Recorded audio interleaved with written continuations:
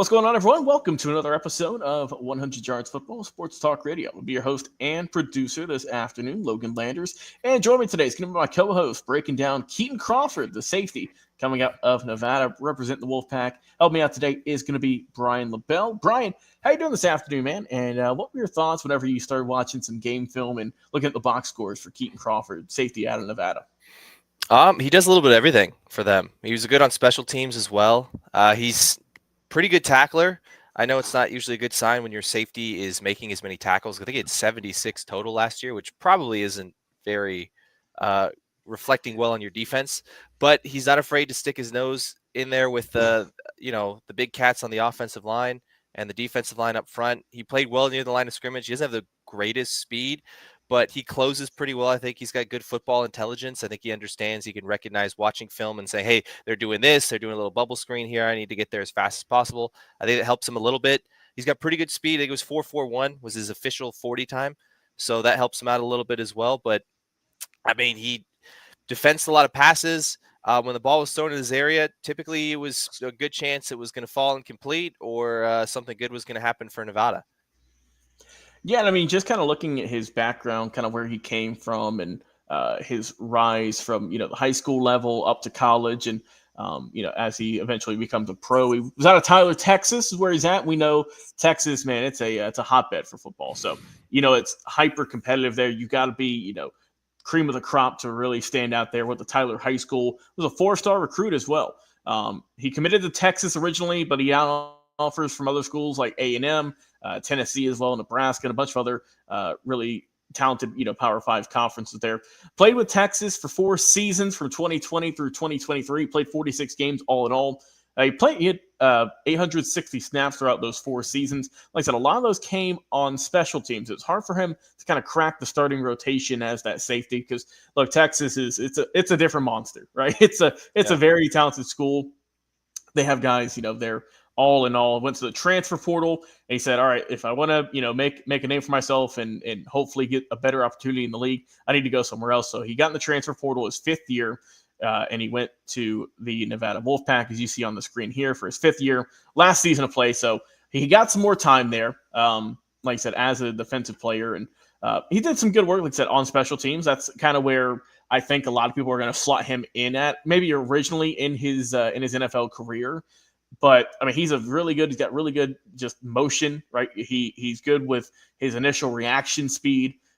He's got pretty good hitting power as well. Like you said, I know you don't want your safeties to be making tackles, but they're the last line of defense, so you got to make it count. And Kitan does that. He helped out his team, did a really good job, and he's a solid player, right? Just if you get him in the right kind of role, right fit, right scheme, I think that's where he could really shine. But I think he's a really solid player and someone that's kind of been flying under the radar that, like we said, didn't get a ton of playing time at Texas, but really kind of showed out his last season of play there at Nevada. Yeah, the Texas thing is he got on the field, but it was a lot of special teams, a lot of specific packages. He only started in 4 games when he was there. I think that's why he left. He said, hey, listen, I need to try to go make a name for myself so I can get drafted, which I think he did. He did a great job of that at Nevada. I mean, he did everything he could. He had 2 interceptions. One of them he took back for a touchdown. I think his biggest issue is just it took him a while to kind of figure it out. I think that's what a lot of the scouts and a lot of the teams are going to say. Well, why didn't he do this at Texas? If he did this at Texas, we'd be talking about him like a day 1 pick. Probably a late round pick. Yeah. But sometimes you're just a late bloomer. Again, he made a lot of tackles, but he's a lot of times teams are going to use their safeties, depending on how you play, as almost a 4th linebacker, depending on what scheme you're in, bringing a guy up near the line of scrimmage, which is good. He can come and tackle, help at that second level, which he did, especially in college, because you have a lot of teams that are going to play a lot of this short stuff, a lot of intermediate stuff, get the, ball to your playmakers in space and let them run. Because the quarterback talent at some of these schools, let's be honest, it's not the same. You go to the SEC and then you go to, out west, the teams Nevada's playing against, probably not playing against the Carson Becks or probably not playing against Cam Wards. Let's just be real. But, I mean, he played well. Good numbers. He's got good size, pretty good 40. I mean, everything you look at, his benefit is he played a lot of special teams. He played it well. You know, he's a team that if we're a late round pick, a guy that can be a backup, maybe learn to be a safety underneath someone else and then play some special teams for us. He can do two things for us, which every team is looking for that, right? Can you do everything for us? Can you cover kicks? Can you return? Whatever it is. Keaton did everything he was asked. You know, he played hard. He was recruited by Texas for a reason. He's got talent, and I think a later round guy, but it's there. The talent's there, so he can play. Yeah, I agree with you wholeheartedly. I think he's going to be a later pick in this draft, but someone who, like I say, if you coach him up right, if you get him with a vet maybe Yeah. at the safety spot that can help him out and improve really just his coverage skills. Because like I said, it's not bad, but he just didn't get a whole lot of playing time at Texas. Like he only had really one full season in a sense of a lot of snaps at the position.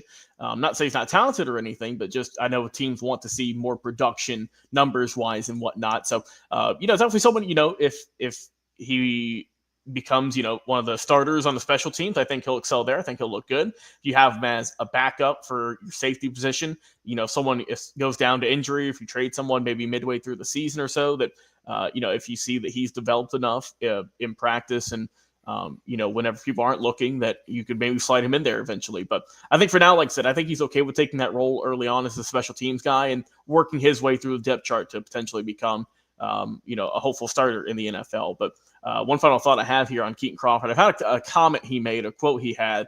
They just kind of talked about his time with Nevada. He said, honestly, I feel like we put the conference on notice because we play hard and we play with a lot of pride. So lets you know that, I feel like he, felt comfortable in his decision to leave Texas to head over to Nevada. And, whenever he made that quote back in September of this past year of 24. So I feel like, he enjoyed playing there, and who knows, maybe if he went to the start, who knows where he'd be at now, but everyone's road is different in this path to get to the NFL and to get drafted. So we'll see what happens with Kitan Crawford, where he gets drafted and where he ultimately goes in the 2025 NFL draft. Well, for Brian LaBelle, my co-host today, thank you so much, man, for coming on the show. I've been your host and producer, Logan Landers. Until next time, guys, we'll see you again on another live episode.